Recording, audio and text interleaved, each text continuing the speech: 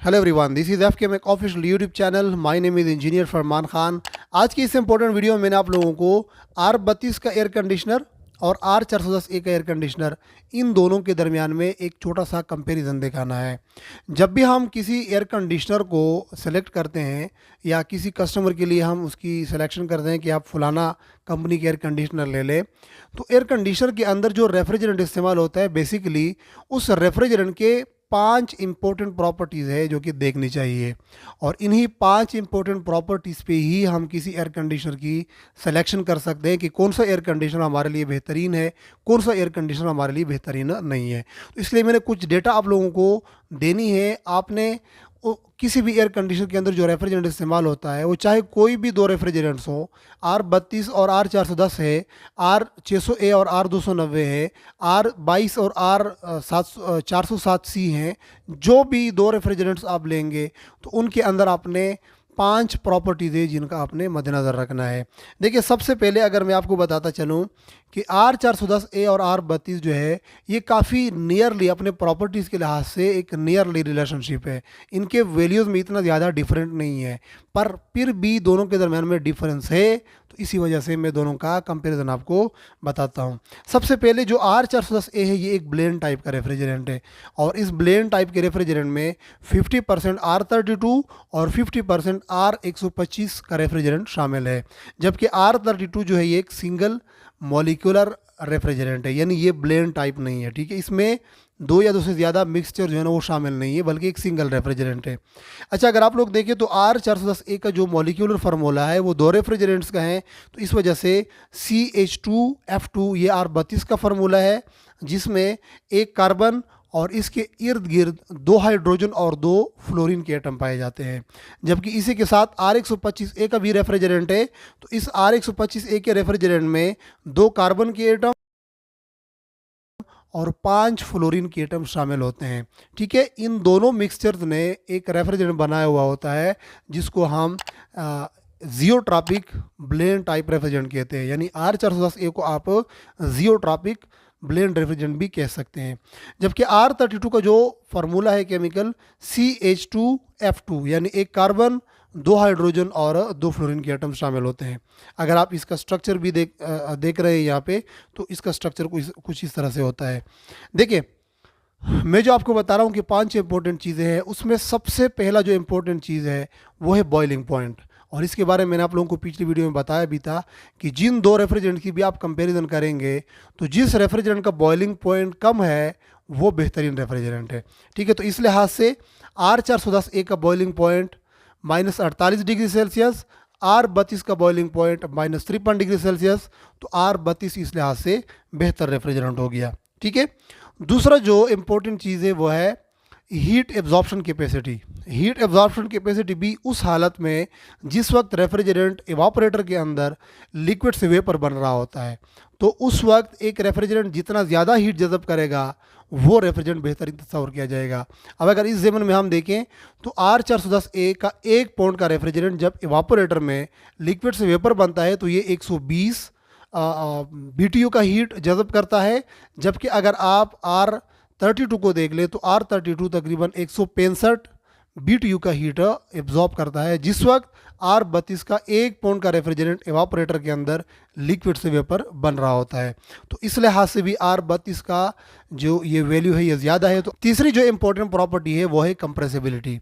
कोई भी दो रेफ्रिजरेंट ले लें, उनके मॉलिक्यूल्स कोई भी कंप्रेसर से अगर आप कंप्रेस करेंगे, तो जो कंप्रेसर जिन रेफ्रिजरेंट के मॉलिक्यूल्स को ईजिली कंप्रेस कर सकेंगे, वहाँ पर कंप्रेसर के ऊपर बोझ कम होगा, कंप्रेसर वर्क कम होगा और कंप्रेसर जो है वो एफिशिएंट होगा, यानी इलेक्ट्रिसिटी कॉस्ट कम खर्च करेगा। अब ये कंप्रेसिबिलिटी हम कैसे मालूम कर सकते हैं?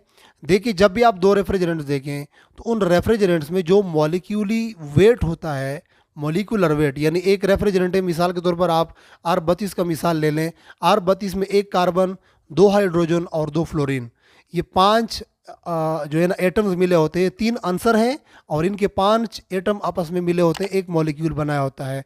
तो अब R32 का ये जो मॉलिक्यूल है, अगर इसी तरह आप R410A का मॉलिक्यूल ले लें और उनके साथ आप कंपेयर करें, तो जिस रेफ्रिजरेंट का मॉलिक्यूलर वेट कम होगा, वो उतना ही आसानी से कंप्रेसर के ज़रिए से कंप्रेस किया जा सकता है। तो अगर इस तनाज़ुर में आप देखें तो जो R410A का मॉलिक्यूलर वेट है वो है 86 ग्राम पर मोल, 86 ग्राम फी मोल, एक मोल में 86 ग्राम का इसका वज़न होता है। जबकि R32 52 यानी 52 ग्राम फी मोल इसका वज़न होता है। तो इस लिहाज से भी R32 का जो रेफ्रिजरेंट है इसमें मॉलिक्यूलर वेट कम है, तो ये कंप्रेसर के ज़रिए से इजीली कंप्रेस किया जा सकता है। यानी दोनों का अगर आप एक एक पाउंड रेफ्रिजरेंट कंप्रेस करेंगे कंप्रेसरों से, तो R32 का कंप्रेसर थोड़ा सा कम वर्क करेगा, मतलब कि वो आपका इलेक्ट्रिसिटी का जो कॉस्ट है वो थोड़ा सा कम बनाएगा। तो इस लिहाज से R32 जो है वो एक बेहतरीन रेफ्रिजरेंट तस्वुर हो सकता है। अच्छा, नंबर चौथी जो प्रॉपर्टी है वो है कंप्रेशन रेशियो।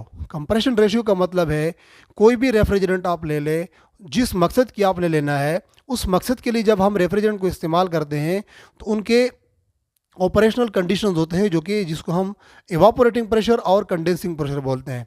एवापोरेटिंग प्रेशर और कंडेंसिंग प्रेशर जो है, इन दोनों में जो उतार चढ़ाव होता है वो जितना ज़्यादा होगा उतना ही किसी कंप्रेसर का जो कंप्रेशन रेशियो है वो ज़्यादा होगा। मतलब ये कि यानी उसमें जो डिफरेंस है वो हम ज़्यादा लेके आते हैं, तो उस लिहाज से कंप्रेसर जो है वो ज़्यादा खर्चा करेगा। एग्जांपल के तौर पर मैं आपको बता रहा हूँ कि कंप्रेशन रेशियो R410 का कितना है, 120 PSI का इवापोरेटिंग प्रेशर है इसका, जबकि कंडेंसिंग प्रेशर इसका है तकरीबन 420 PSI तक। तो 120 PSI से 420 PSI तक रेफ्रिजरेंट का प्रेशर बढ़ाना, इसमें काफ़ी डिफरेंस होता है, तकरीबन कोई यूँ समझ ले कि यानी 300 का डिफरेंस है, ठीक है।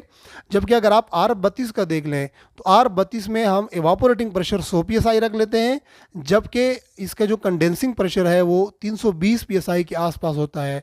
तो अगर आप R32 के अंदर आप देखें तो R32 के अंदर एवापोरेटिंग और कंडेंसिंग प्रेशर में जो डिफरेंस कंप्रेसर ने क्रिएट करना है वो जस्ट सिर्फ तकरीबन 200 या 220 या 210 PSI तक जो है ना वो क्रिएट करना होता है। तो इसका मतलब कि R32 का कंप्रेसर कम वर्क करेगा एज़ कम्पेयर टू R410A के।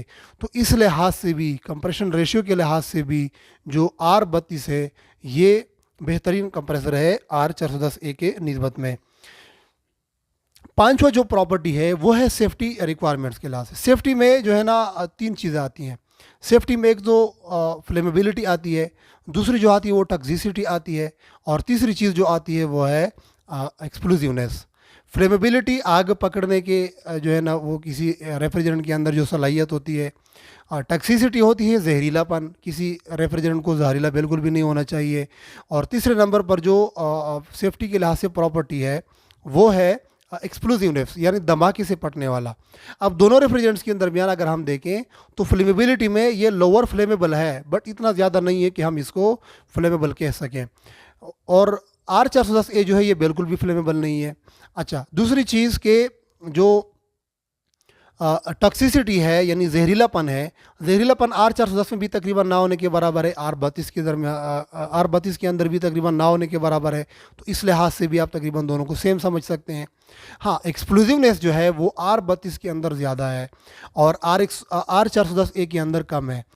अच्छा, एक्सप्लोजिवनेस जो है ये R410A के रेफ्रिजरेंट के अंदर बिल्कुल भी नहीं है, और इसकी ना होने की वजह क्या है कि इस रेफ्रिजरेंट के अंदर चूंकि ये ब्लेंड है और इसके अंदर R125 का रेफ्रिजरेंट शामिल है। अब R125 का रेफ्रिजरेंट एक ऐसे मिजाज का रेफ्रिजरेंट है कि अगर एक ख़ास लिमिट से हालात जो है रेफ्रिजरेंट के लिए वो साज़गार नहीं होते तो ये ख़ुद को ऐसे सिचुएशन में जो है ना वो ढीला कर देता है, अपने आप में ढीलापन लेके आता है। यानी ना तो इसका प्रेशर बढ़ता है बहुत ज़्यादा, ना इसका टेम्परेचर बढ़ता है बहुत ज़्यादा, बल्कि ये जस्ट एक सिंपल लिक्विड की तरह ही सिस्टम के अंदर जो है ना वो चल रहा होता है। तो इसका मतलब कि जब भी R410A के रेफ्रिजरेंट में कोई गड़बड़ साइकिल के अंदर होते हैं तो R125 इस रेफ्रिजरेंट को धमाके से पटने से बचाता है। जबकि R32 जो है ना एक सिंगल मॉलिक्यूल का रेफ्रिजरेंट है, तो इस वजह से R32 जो है ये भी आम हालत में एक्सप्लोजिवनेस में नहीं है, धमाका खेज नहीं है, बट अगर इस रेफ्रिजरेंट के साथ थोड़ी सी भी एयर मिलती है तो ये थोड़ी सी भी एयर इसके लिए प्रॉब्लम क्रिएट कर सकती है। और इसी वजह से अक्सर अमूमन कंप्रेसर के जो टॉप साइड होता है, यानी जो डूम का टॉप साइड होता है, वहाँ पर ही बहुत ज़्यादा ब्लास्ट होने के चांसेस होते हैं अगर इस सिस्टम के अंदर एयर मौजूद हो। तो अब R32 के लिहाज से मैं थोड़े से आपको मुख्तसरन 2-3 सेफ्टी के टिप्स बताता चलूँ कि एक तो ये है कि जब आप R32 का यूनिट इस्तेमाल करते हैं तो उसमें आपने फ्लशिंग के लिए या लीक टेस्ट के लिए आपने सिर्फ और सिर्फ नाइट्रोजन गैस का ही यूज़ करना होगा। दूसरी चीज़ कि जब भी आप R32 के रेफ्रिजरेंट का जो एसी है वो इंस्टॉल करेंगे, जब कभी भी इंस्टॉल करेंगे तो आपका हर एक चीज़ प्रॉपरली वैक्यूम होना चाहिए, चाहे वो सिर्फ इंडोर है, चाहे वो सिर्फ आउटडोर है, चाहे वो सिर्फ पाइप्स हैं इसके, ये सारी चीज़ें जो है ना आपने प्रॉपर तरीके से वैक्यूम करना है। और इसके लिए आपने standard type vacuum pump use करना है, और स्टैंडर्ड टाइप वैक्यूम पंप से भी वैक्यूम करते हुए खासा अच्छा टाइम देना है ताकि यूनिट के अंदर बिल्कुल मामूली सा भी एयर ना रहे और यूनिट जो है वो बिल्कुल एयर से जो है ना वो एवाक्वेट हो। तो उस सूरत में जब आप इसमें गैस चार्ज करेंगे तो कोई भी प्रॉब्लम आपके सामने नहीं आएगा, ना ही इसने धमाके से फिर फटना होता है। सो आई होप कि आज की वीडियो में आप लोगों को ये इन्फॉर्मेशन अच्छी लगी होंगे। अगर वीडियो पसंद आई तो प्लीज़ वीडियो को लाइक कर दें, शेयर करें अपने दोस्तों के साथ। अगर चैनल पर नहीं तो प्लीज़ चैनल को सब्सक्राइब करना ना भूलिएगा।